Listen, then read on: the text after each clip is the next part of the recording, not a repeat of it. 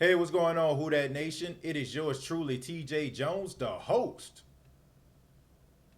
of the State of the Saints podcast.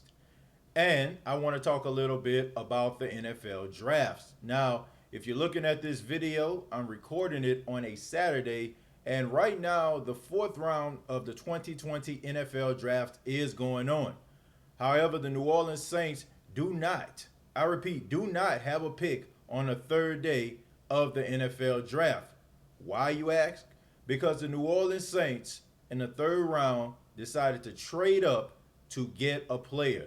And we're going to talk about him just a little bit later, but just want to give my overall view of the New Orleans Saints and the NFL draft of the 2020 season. And for those that watched the reaction show of the NFL draft, you already know where I stood as far as the first pick, the Saints getting center Cesar Ruiz. But the more I think about it, the more I understand it, and the more I'm watching the New Orleans Saints make draft picks on day 1 and 2, the more I realize exactly what the heck this is. The New Orleans Saints, what they have done is what I like to call the 2017 effect. That's right, the 2017 effect. And what I mean by the 2017 effect is the New Orleans Saints had one of the best draft classes in 2017. I mean, you look at people like Marshawn Lattimore, Ryan Ramczyk, Alvin Kamara, Alex Anzalone, Marcus Williams. Like, this was one of the best draft classes in the history of the NFL. And because this is one of the best draft classes of the NFL, of course, you're going to have to pay these guys. So the New Orleans Saints made some of these decisions based on the fact that they know that they're going to have to pay some of those core players. And this isn't coming from me. This is actually coming from Coach Sean Payton. I checked out his 36-minute press conference. Well, it wasn't 36 minutes, but he talked maybe like about 15. And he talked about, the salary cap. And when he mentioned the salary cap, it made me think, I'm like, oh, okay, I get it now. I understand why they went out and got Cesar Ruiz, because they're possibly looking at shopping Larry Warford or not signing him back, because Larry Warford is supposed to get about $8 million. And I'm thinking about probably some of the other players that they have to pay, like Alvin Kamara, Ryan Ramczyk, Marshawn Lattimore. I'm thinking about guys like that. So I'm realizing that that's the reason why the New Orleans Saints decided to draft Cesar Ruiz and move up into the third round again after they drafted linebacker Zach Bond to get Adam Trotman. The Saints are only trying to get a couple guys that they feel like are going to contribute to the team, so they don't really feel bad about not drafting on the third day. But let's go ahead and talk about the second day. Y'all already know how I feel about the first, but let me backtrack. Let me backtrack. Okay, I will talk a little bit about the first round pick. I want to talk about Cesar Ruiz. Now, I know a lot of people think that I don't like the guy. I don't respect the guy. Look, now it's nothing like that. I think he's going to be an incredible player. He's a solid player. You can't go wrong with the offensive line, and what the Saints are trying to do, I understand it. But the third round, Zach Bond, and this is a guy right here, is going to be a really good linebacker for those that don't know that much about him. I mean, we all know that Wisconsin, they come through with some solid linebackers, man. Y'all see out there in Pittsburgh, they got T.J. Watt, the brother of a defensive end, J.J. Watt. Zach Bond is one of those guys that can put his hand on the ground and rush the passer. And not only can he rush the passer, but he can also play in coverage as well.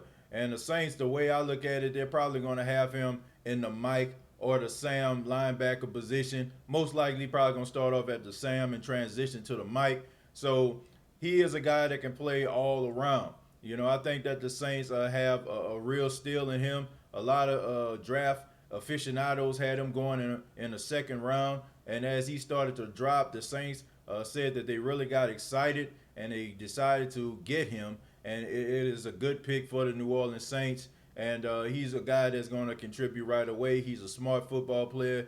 He was a leader on the Wisconsin team. And you can go to the State of the Saints podcast on Facebook if you want to check out some highlights on linebacker Zach Bond. And we move on to Adam Trotman, man. Adam Trotman, the tight end out of Dayton. Yeah, he's not a guy that's a household name, and no, he didn't go to a big power conference school. But this guy right here has all the tools to be successful, and he has the mold to be one of those George Kittle type tight ends, man. A guy that can block really well, man. Like he's one of those wide tight ends. What I mean by wide is a guy that can actually block and catch the ball, and that's something that the Saints have been missing for quite some time. No disrespect to Josh Hill, but Josh Hill is a much better blocker than he is a pass catcher. Not saying that he can't catch the ball, but the Saints mostly rely on him on goal line situations. What you have with Adam Trotman is a guy that you can actually count on in blocking situations, but he can also be vertical, so you can match him up in all different types of ways, man. And he's a really true athlete, man. He started off in high school playing quarterback, and when he went to Dayton, he ended up not playing quarterback but playing tight end. And it took a little bit of some time in order for him to master the art of blocking. But he is a guy that the Saints really believed in, because if they didn't, they wouldn't have given up the entire draft in order to move up to get him. With these are the New Orleans Saints, man. These are the guys that the Saints are picking right now, and I understand it, man. When you have a great, a huge draft class like they had back in 2017, I mean, this is the effects of it. You have players out here that are going to possibly be New Orleans Saints for years to come and be leaders on the team, and the Saints want to make sure that they actually have the money and the means to pay these guys. So because of this, we only got about 3 draft picks. Now, once again, I'm recording this on a Saturday afternoon, so the draft isn't over. So I don't know if the New Orleans Saints move back into the NFL draft to possibly draft someone else. But as of right now, these 3 guys are ready and willing, and these guys can start on day 1. Now, it's going to be a little bit of a transition, kind of tough than most years, of course, because we're dealing with COVID-19, and the organizations are really counting on these guys to get in shape on their own. But the Saints said that they have a lot of confidence in these guys and believe that they're going to be ready because they're smart, they're physical, and they want to be great.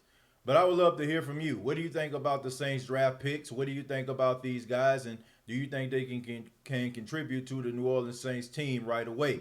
Comment down below, like and share this video. This has been the State of the Saints podcast. Subscribe to the YouTube channel, youtube.com, search the State of the Saints podcast, facebook.com, search the State of the Saints podcast. And once again, if you want to check out highlights on these draft picks, you can go to facebook.com, search the State of the Saints podcast. I have highlights up of both guys.